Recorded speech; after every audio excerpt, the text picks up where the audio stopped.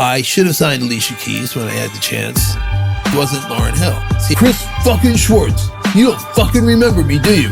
This is Matthew fucking Knowles, right? What became Destiny's Child, I passed on them, right? He made my life a living hell. One brother put me in the hospital. I dislocated my hip.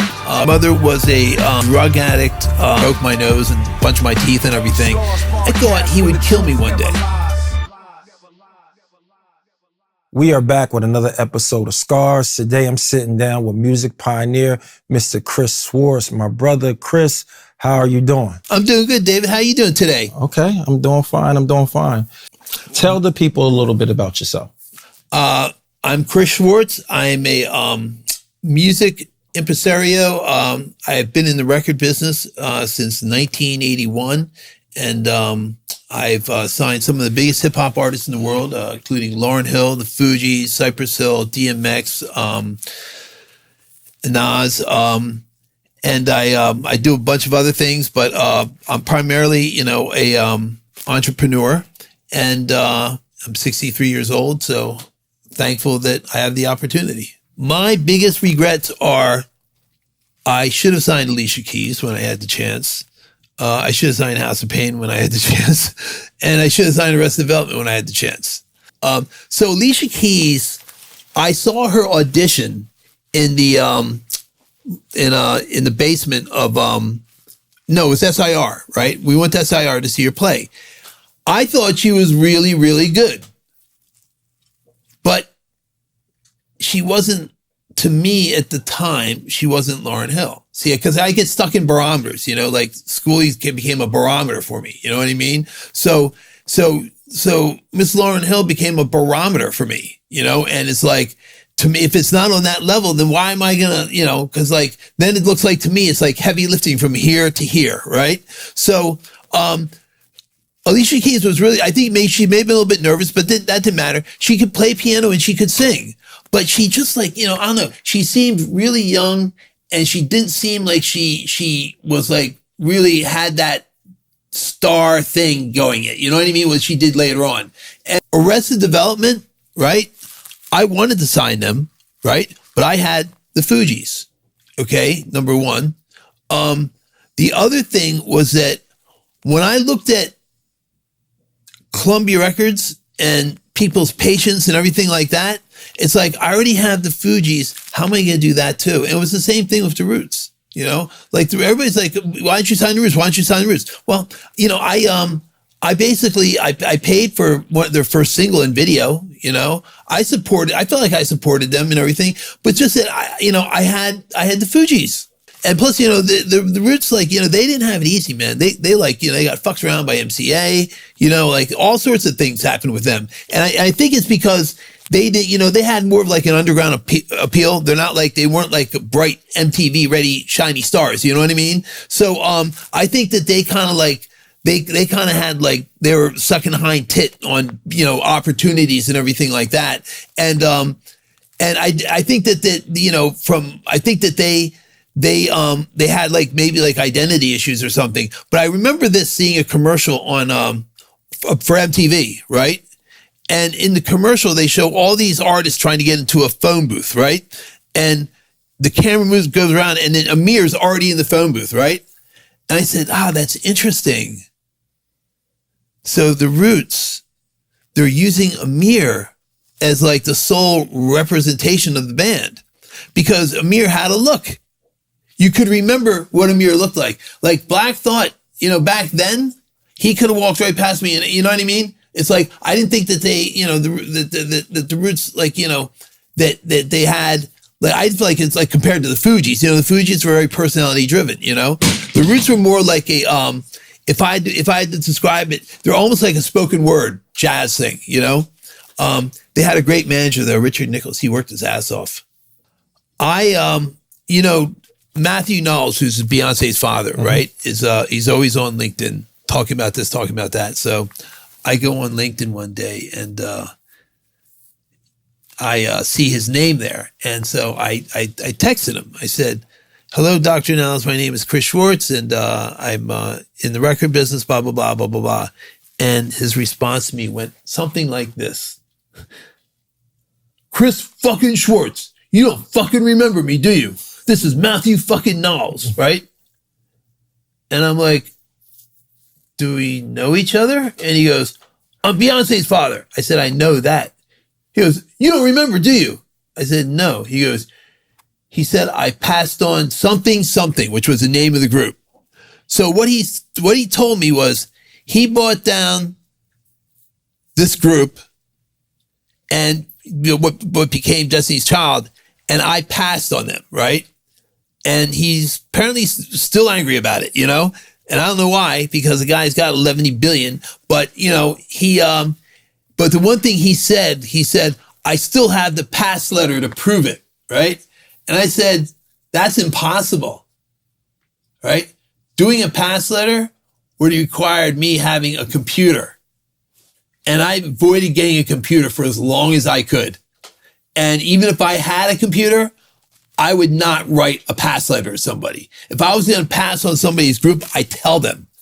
I'll call them up like right then and there. But I would never send somebody away and then just send some pussy letter following it. Like, thank you for your time to visit our offices. Although we see great potential in what you do, we don't feel you're ready for us at this time. Just like some dumb shit sandwich letter like that.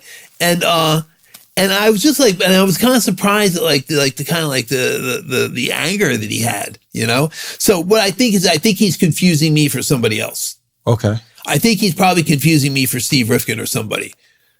Some white dude owns a hip hop label, right? There's not many of us, you know what I mean? So it's probably like, whoever, but it was just weird, I don't have any psychological scars from the music business, because the music business was always good to me, and I consider myself really fortunate, because I came into this business not knowing shit, not knowing anything, and not knowing how really difficult it was. And I guess, look, luck and opportunity are there, but you have to be there to be available for it, right? So I made myself available for opportunity, right? But that's what you have to do. If you're setting out to be a doctor, right? Mm-hmm. You've got a little bit of an idea of what goes on. It's school. It takes a long time. Yeah. It's intense. There's a lot of studying. There's a lot of there's just a lot you have to do, plus all the stuff you need to do to prepare for it, right?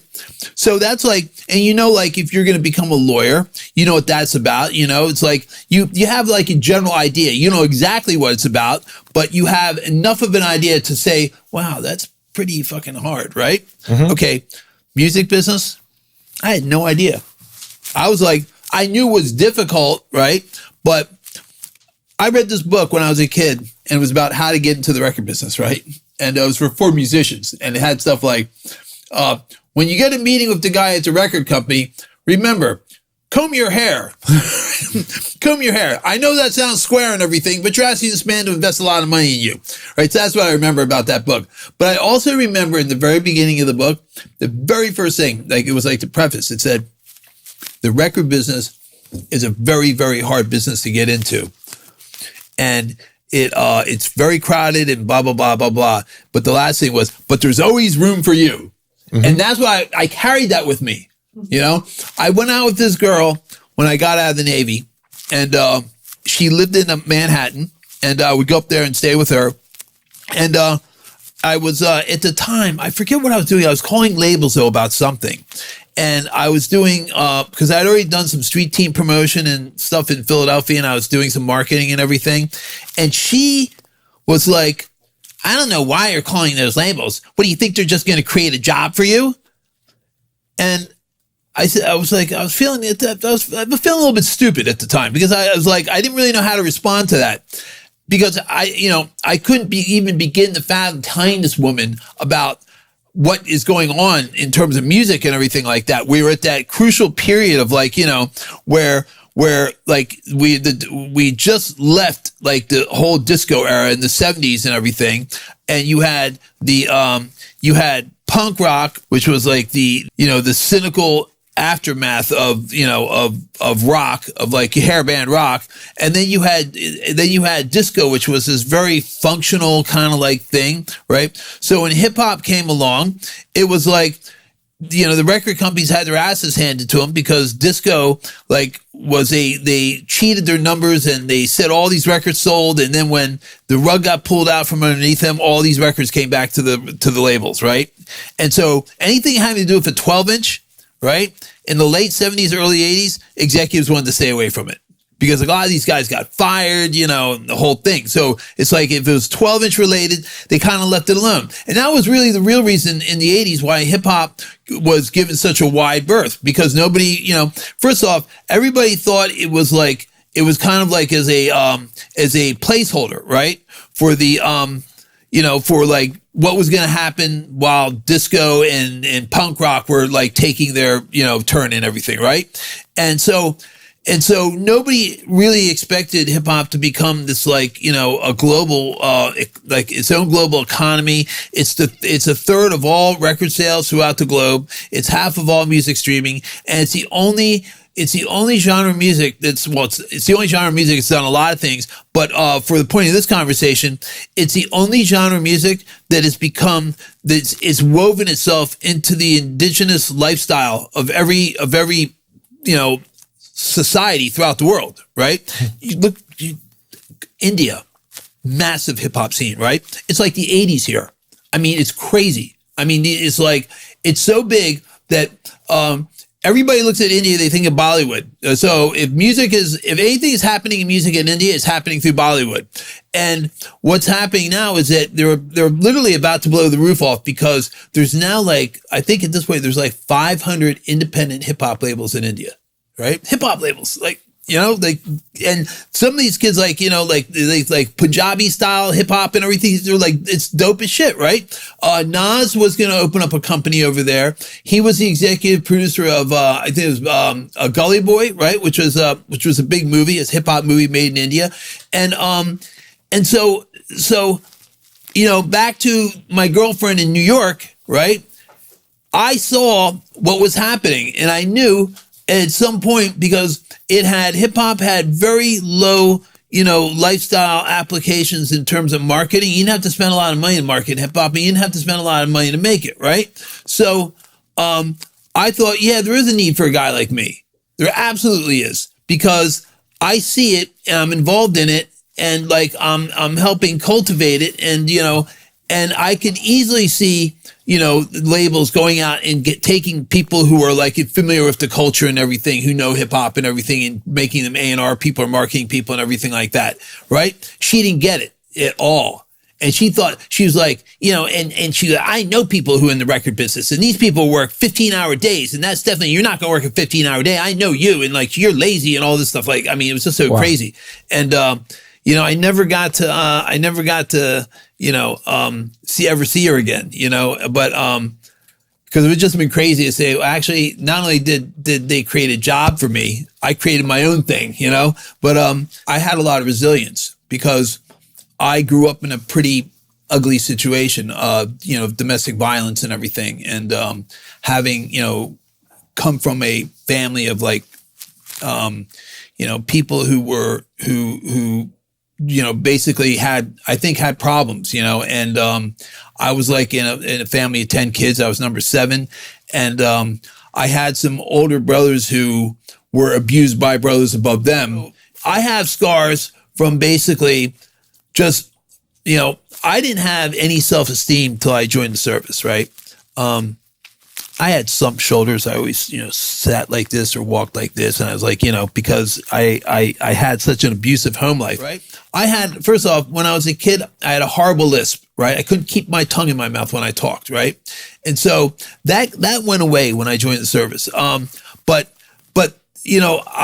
my scars are I still feel a lot of anger. One of my brothers who was particularly abusive to me, passed away about a month ago, and I didn't go to the funeral. And I, the thing is I couldn't do it. Maybe that was part of me with my, my dark ball of energy, negative energy.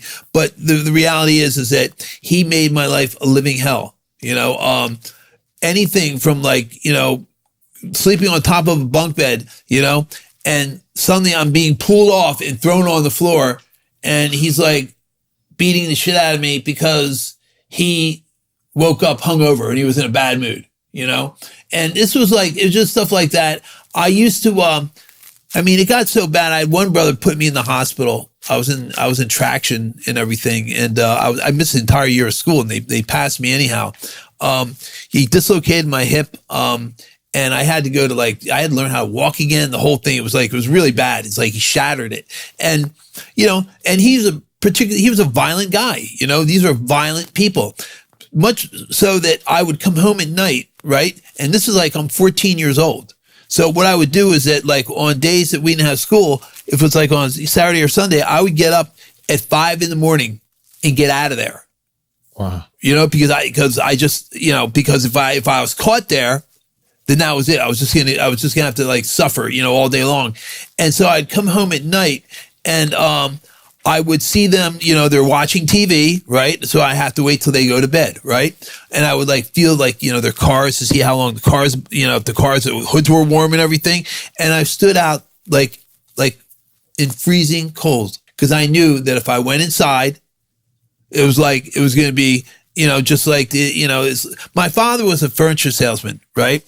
And he was on the road all the time. And sometimes he would leave at 7 a.m. and we wouldn't see him till the next day because he would drive down to out to Pittsburgh and because he had accounts all over the Northeast in the Mid-Atlantic selling furniture for companies in the Carolinas. And so my father wasn't there. My mother was a drug addict, alcoholic for all intents and purposes. She was always in a diminished capacity. So there wasn't really a lot that she could do for us, let alone me. And so we were in this kind of Lord of the Flies type situation. And it was a really, really violent upbringing. And I could go on for hours about the shit that used to happen. But those are those scars, I guess there was that, right? And beating me down, make it so I don't have any self-esteem and I didn't know how to talk to anybody and stuff like that. My family wanted me to believe that I had mental problems.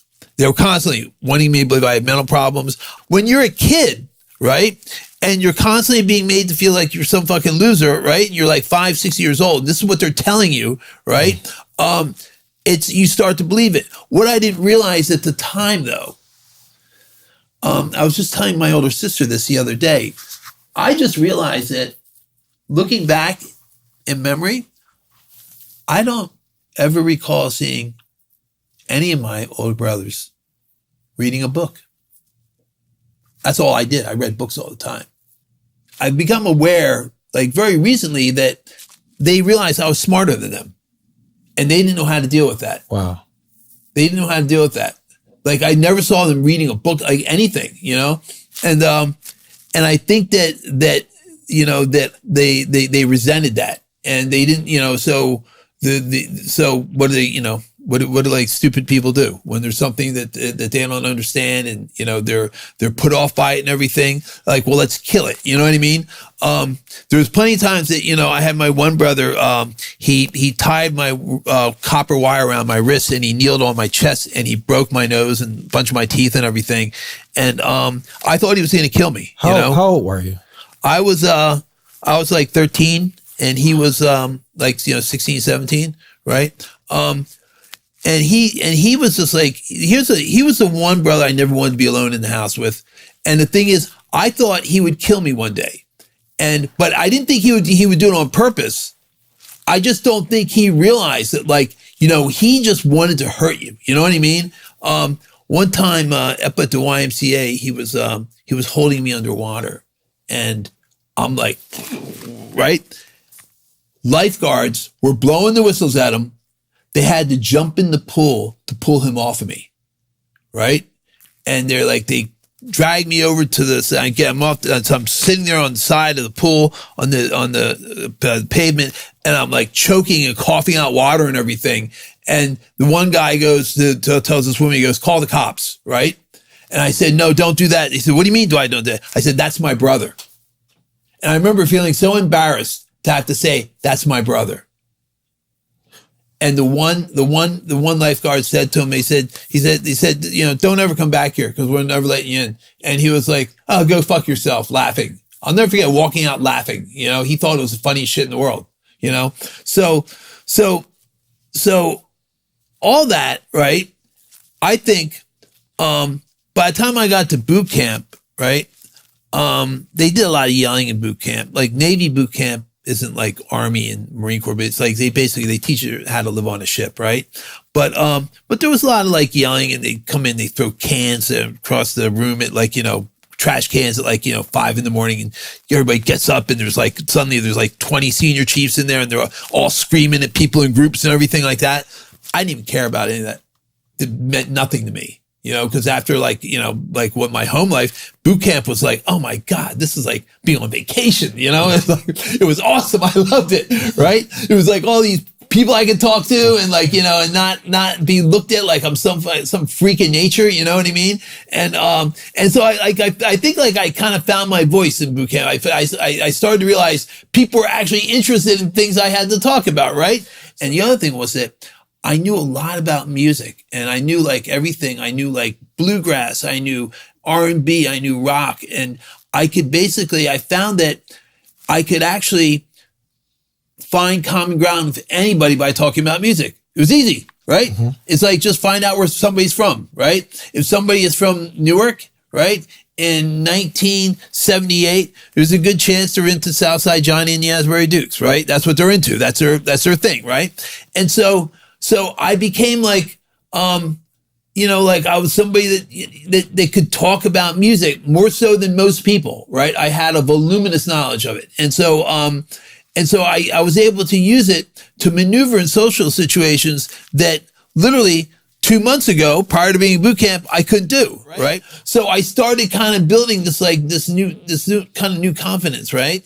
And then I went to school in Memphis cause I was an aviation armament technician. I did, I basically worked on F4s, F-14s, A4s, and F-A-18s, where I was the first F-A-18 squadron before they, became like, ubiquitous in the service. But, I started playing in bands in the Navy, and I started like doing, just like, feeling like, oh my God, so this is what the real world's like, I used to go to my friend's house when I was a kid, and when I went into their house, it was always so peaceful. It seemed really quiet, like unnervingly quiet, because, you go in a house with like, like a Catholic family and like 10 kids, somebody's always getting killed, you have a big family, you go over there, somebody is always getting killed. There's always somebody screaming to the top of their lungs. When I got out of the service, I went home after boot camp before I went to my A school. I went home,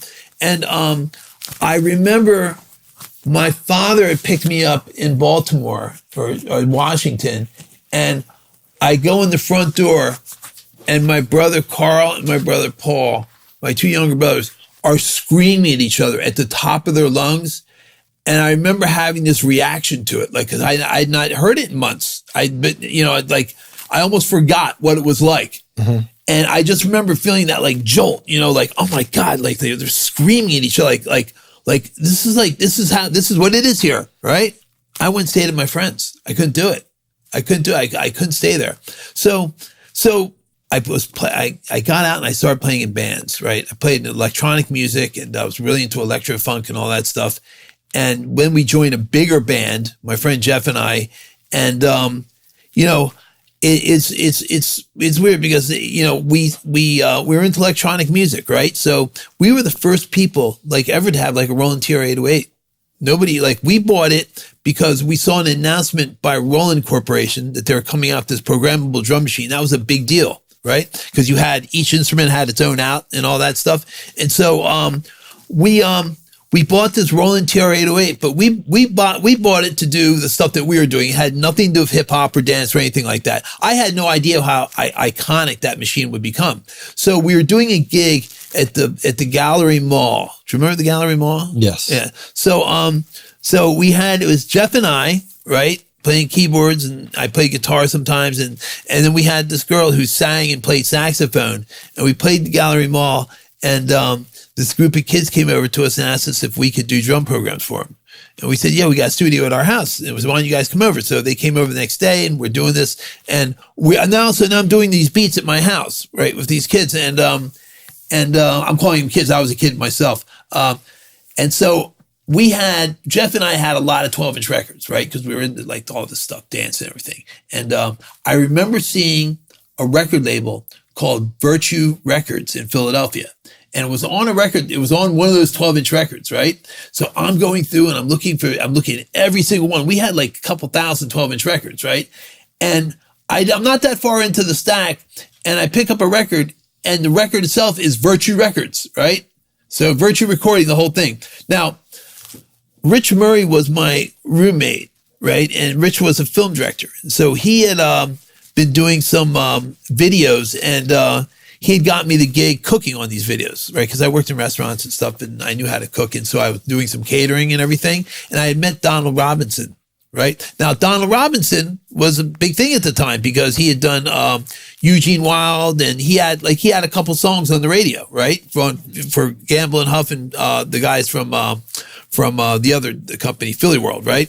So I talked to Donald at the video shoot, and I got his phone number, and I was calling him up all the time.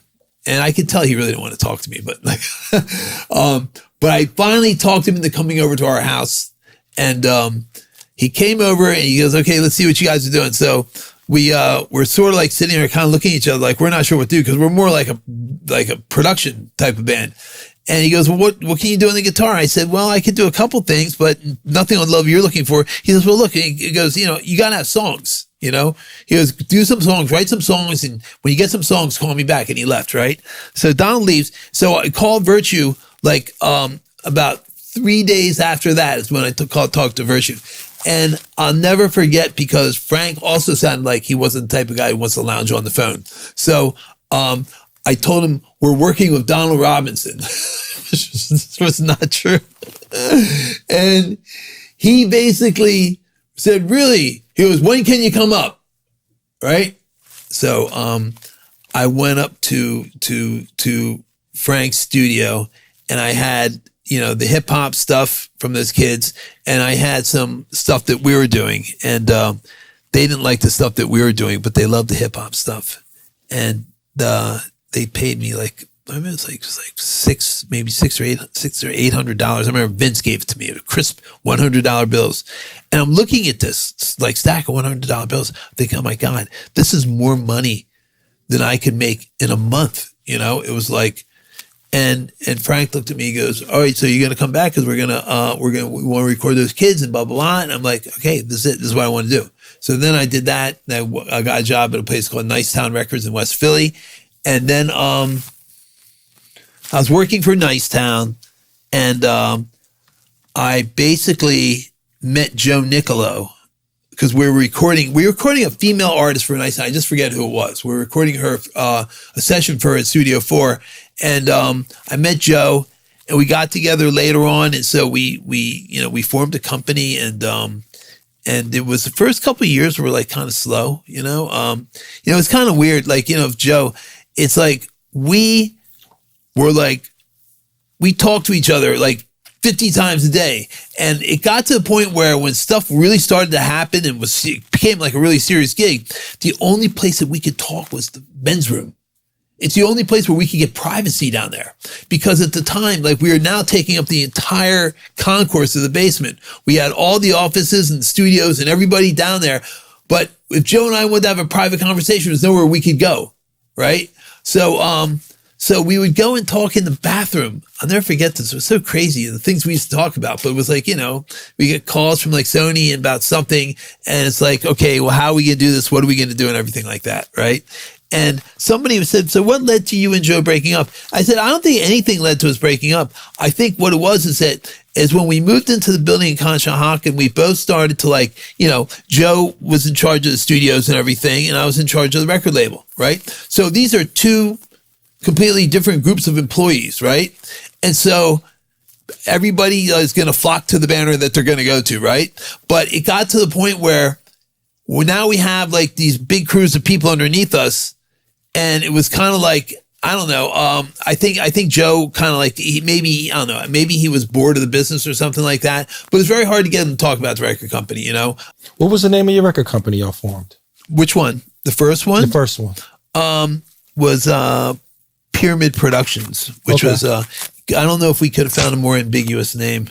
Like, the very first record we did, we licensed it to Malaco Records. So it was a song that it was happening here in the South, but it was also getting played in England. It's like a Northern soul song. But these songs, Calico Records, right? They're out of Muscle Shoals and they're in the UK, licensed these songs from us. So the very first artist I ever got involved with, I had a record deal for them like within a week after cutting the song. And that was very encouraging. Wow. Because that deal was like $7,500, which back then was like 75,000. You know what I mean? It was like it was kind of cool, like to be able to, it's funny. It's like sometimes I feel like I exceed a lot of my own personal expectations. Because when I got in the Navy, right, and I got up with Jeff and we started like jamming together, we made a lot of recordings, right? And we would take the recordings to the different shows that they're applicable for on National Public Radio. So at WXPN, they had a show called Star's End, right? So we were playing the style of electronic music you hear on Star's End. And, this is all taking place within 2 weeks of me getting out of the Navy. And so now we listen to WXPN and they're talking about us and they're playing our music, right? And WXPN is in a little station. They're a pretty big college radio station, right? So, I felt like that was a important thing. That's like, wow, I can get music on the radio. I'm just trying to think, if I'd have known how hard the music business was, would I have done it? You know what I mean? Like, I don't know. Because, Joey seems to think that everything that happened at Rough House was all luck. He thinks it was all luck. He always said, we were lucky, right? I said, well, yeah, maybe we were lucky to some extent, but I remember working really hard. You know what I mean? I remember like always like it, at 110%, because you had to be, and, what year did y'all start Rough House? We started Rough House in 1988. Who did you sign at? What was your next signing? Next signing was, Mac Money. Okay. Me and Mac Evans, right? She did a answer to PSK, and we did pretty well with her. We sold a couple records. I think we sold like probably about 5,000 records with her in total. Okay. So we and this is another thing too, that I was going around to distributors. I was traveling up to New York and down to Washington, and I was calling these guys, and I knew every distributor there was in the country to know. Like in Miami, I knew like CRD, California Record Distributors, and CRD One Stop, and then there was East West, which was in LA, and then there was City Hall, which was in San Francisco, and City Hall was run by a guy named Walter Zelnick, and Walter Zelnick called me up and told me about an artist out there, because I managed School ED. So Walter Zelnick was one of my accounts who specialized in hip hop 12 inches, right? And he had an artist named Too Short, and he was telling me about Too Short, right? And what I should have done is that I should have gone out and met with Too Short, maybe did a record deal with him or something like that, because he was a big School ED fan, right?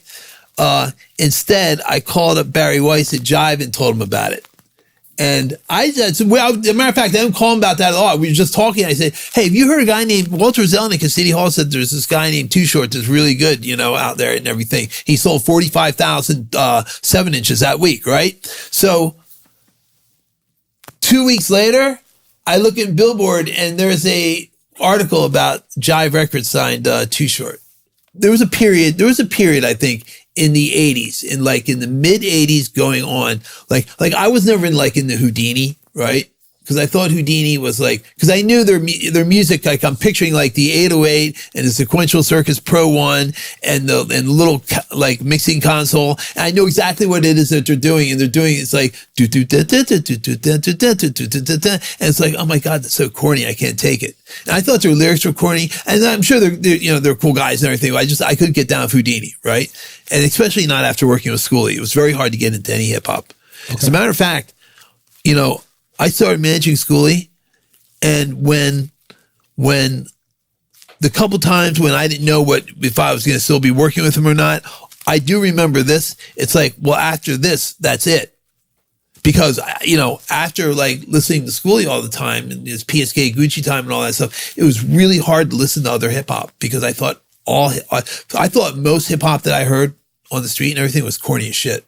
I couldn't deal with it. And, it didn't have like that same, like the production and everything, that was a bizarre time because I think at one point, cause Schoolie had like, sometimes Schoolie would be like on point and, like business minded and ready to do stuff and everything. And then other times it's like, you can't find him for 3 days, you know what I mean? But, I'll tell you, people in Philadelphia should be very proud of him because, he is the guy who created gangster rap. There's no, denying it. You know what I mean? Because look, Eazy-E, NWA, Ice-T, all those guys acknowledge it. You know what I mean? Yeah. And, Soren Baker, the very first chapter of his book is about, this book is called Gangster Hip Hop, right? And the history of gangster hip hop. And the very first chapter is about Schoolie D, right?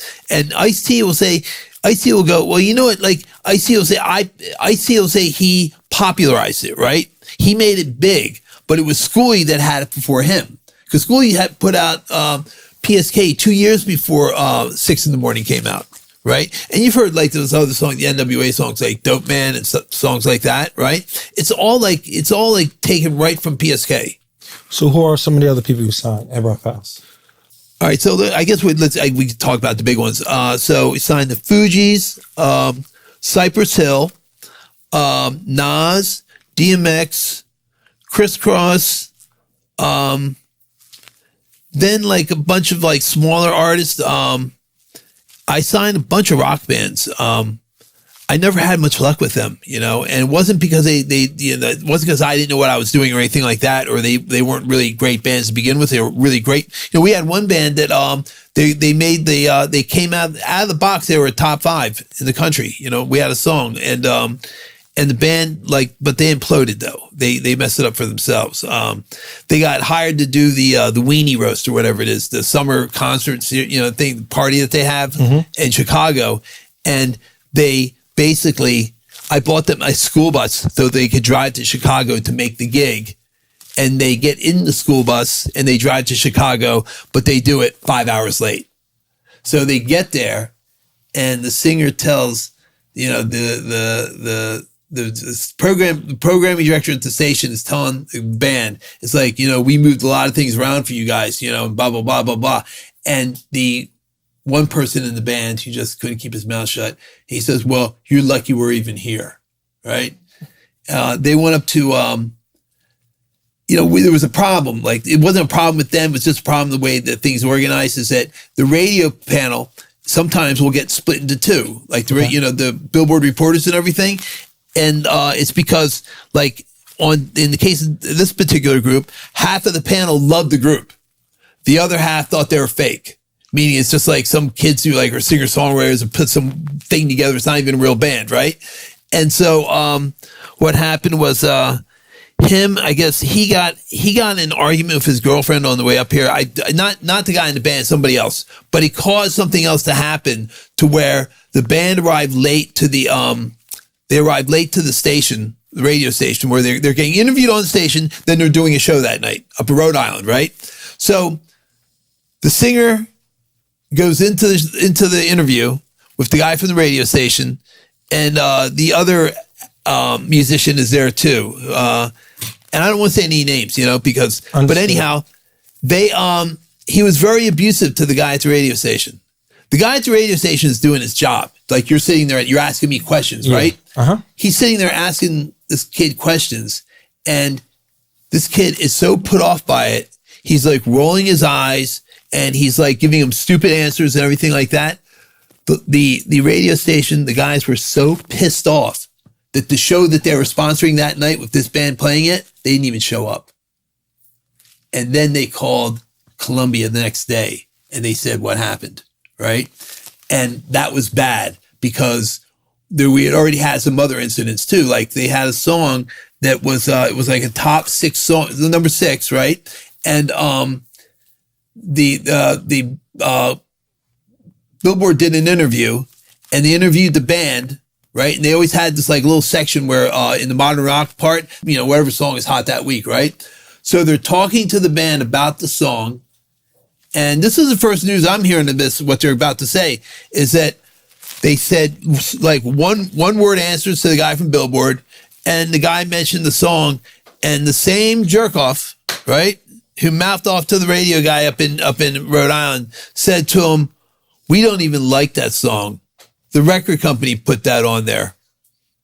Like when you have somebody who's like into a song and you're trying to interview this artist and the artist comes back and says, "Oh, we don't even like that song. The record company put that on there."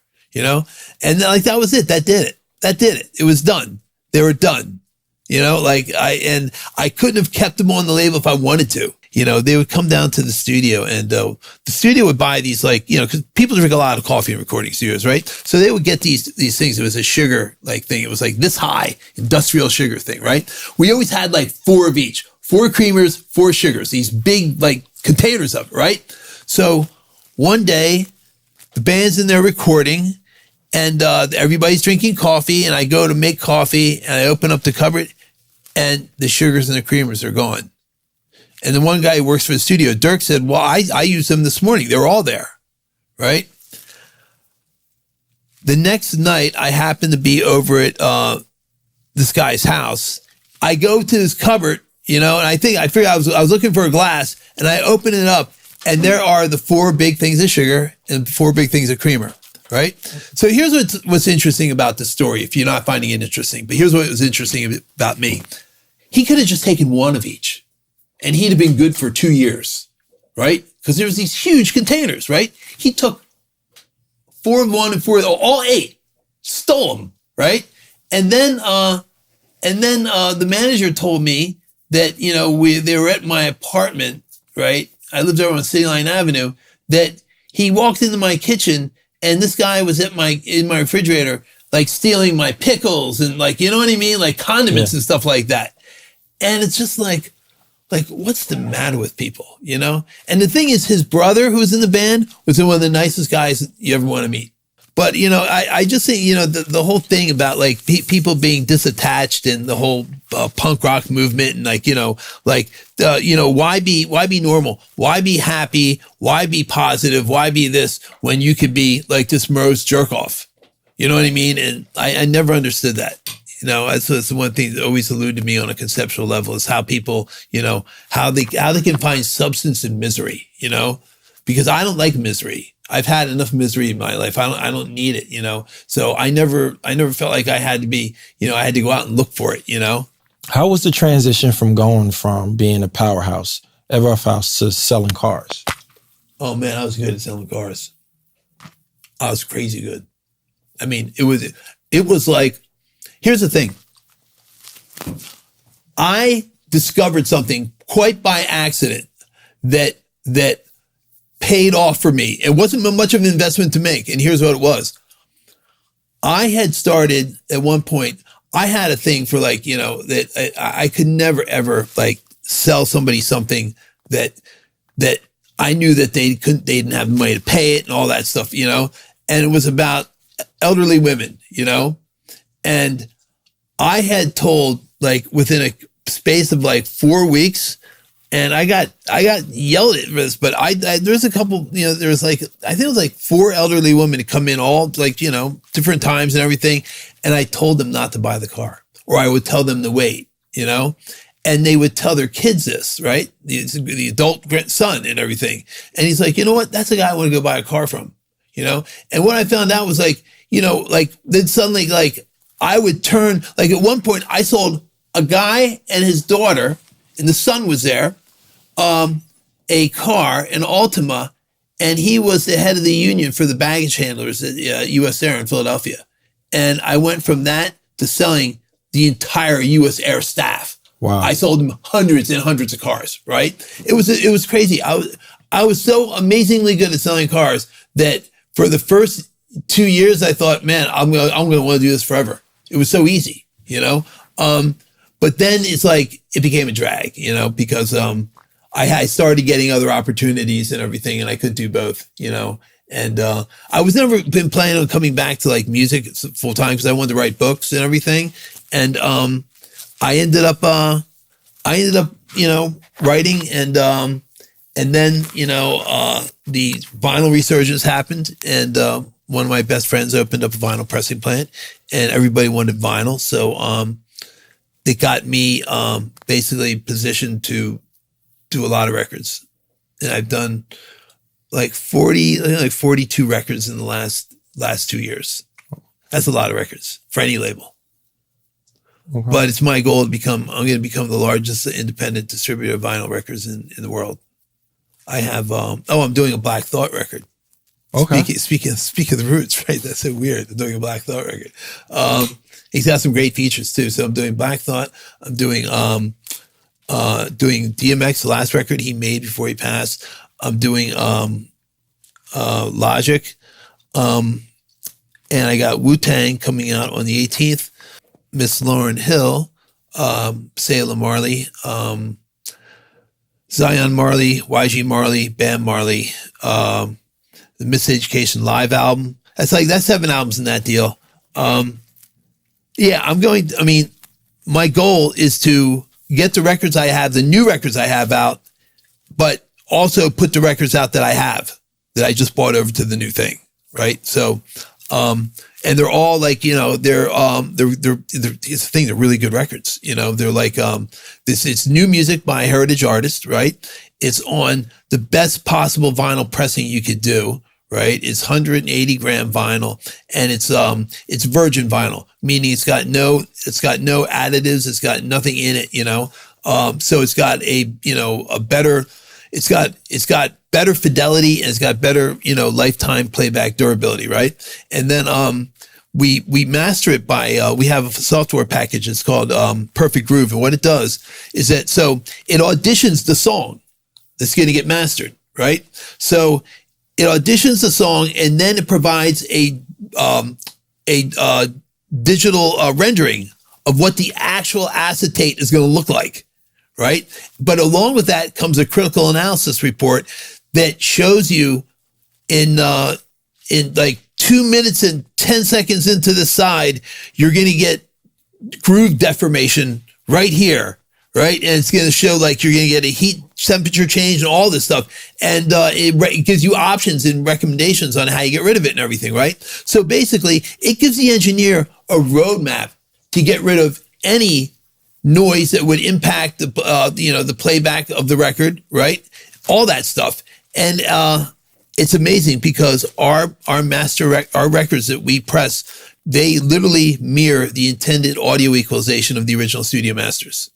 And like we're doing records for the Sinatra estate, we're doing Disney. I mean, it's crazy. Maybe we should do a Freddie Jackson record. Oh, that'll be dope. Does he have any songs besides the songs? Yeah, he just put an album out last year. Right. So yeah, we can get that. What's done. the album called? My First Love. Yeah. My First Love. I'll get you a copy of it. So is there anything that you, when you think back, that if you could, you would do different?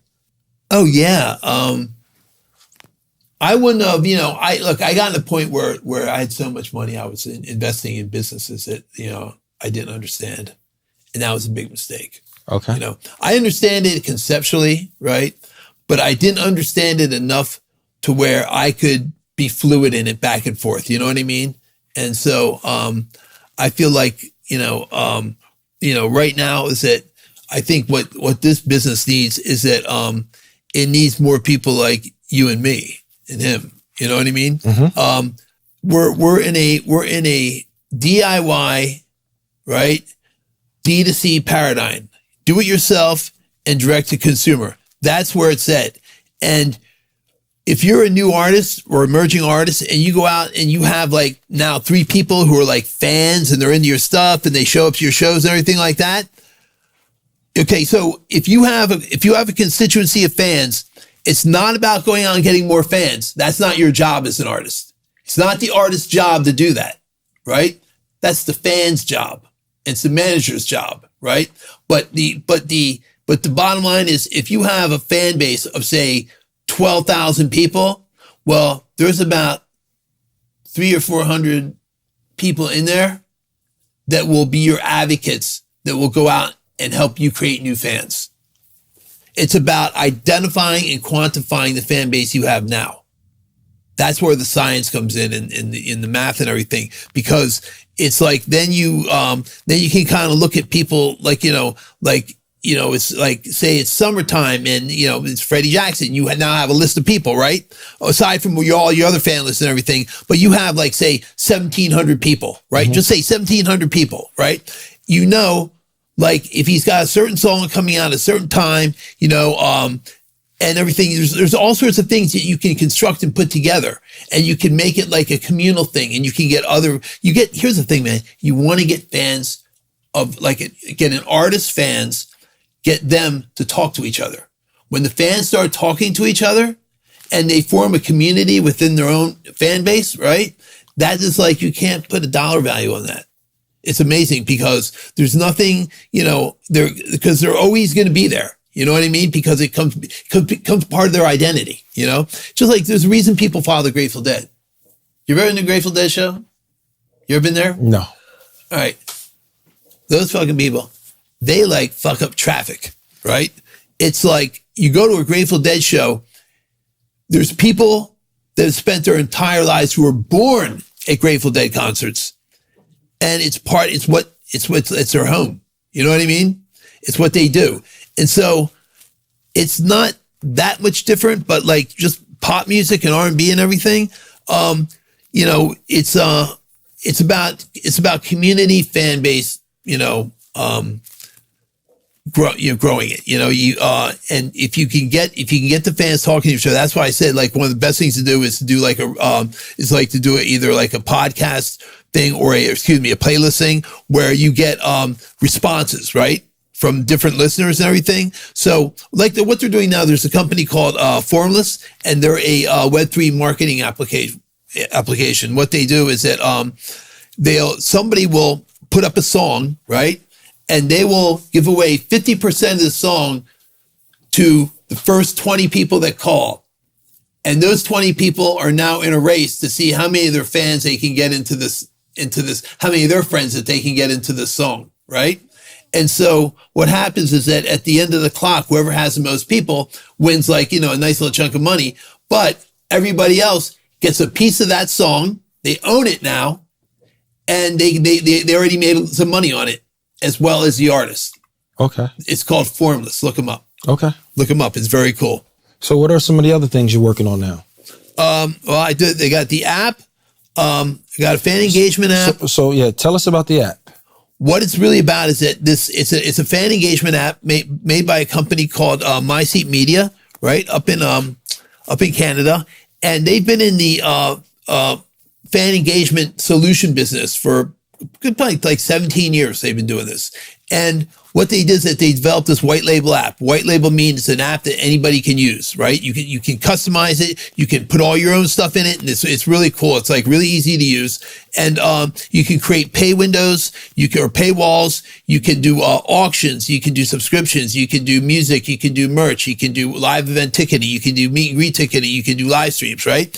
Does all this stuff. But the analytics are really the hook, because the analytics will give you like they'll tell you who your audience is, right? And the way it's set up is that when people download the app, they come up as a little pin of light on this map. And if they buy something off the app, they're a different pin of light, and there's a thing you can press on and all their information comes up. But it's for creating fan engagement, activities, right? And just having an app that does like, that you can do this through is like amazing as it is. But it's a really great app. It's really well made. And it's like, it's engineered beautifully. And, we've had a lot of, really cool success stories with it, especially with the G Herbo, Okay. G Herbo is the third most downloaded app on the internet. Wow. You know how many apps are out there? There's 11 billion apps out there. And this app is number 3 most downloaded after YouTube and after Spotify. And then the other thing is that I'm working with a company called Macroverse. Macroverse is a print and publishing technology company, and they had developed a technology years ago to be able to print variants on any physical surface. So if you're going to do an album cover, right? Do an album cover, it's a machine will print out 12 of the same images, right? And you have to cut it, you have to bend it and glue it, right? That's how an album cover gets made, right? So how do you make it to where every album is different, right? Well, they figured it out, right? I have a theory on how they do it, but they figured it out.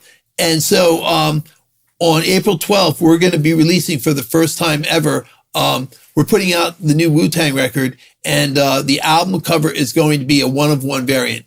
No 2 album covers will be alike. I hope you guys enjoyed today's episode of Scars. Please remember to like, share, subscribe. Scars on the surface, but they deeper within. Every stitch is a chapter, every break is a win. From the pain we ascend, like the phoenix we rise. Scars podcast where the truth never lies.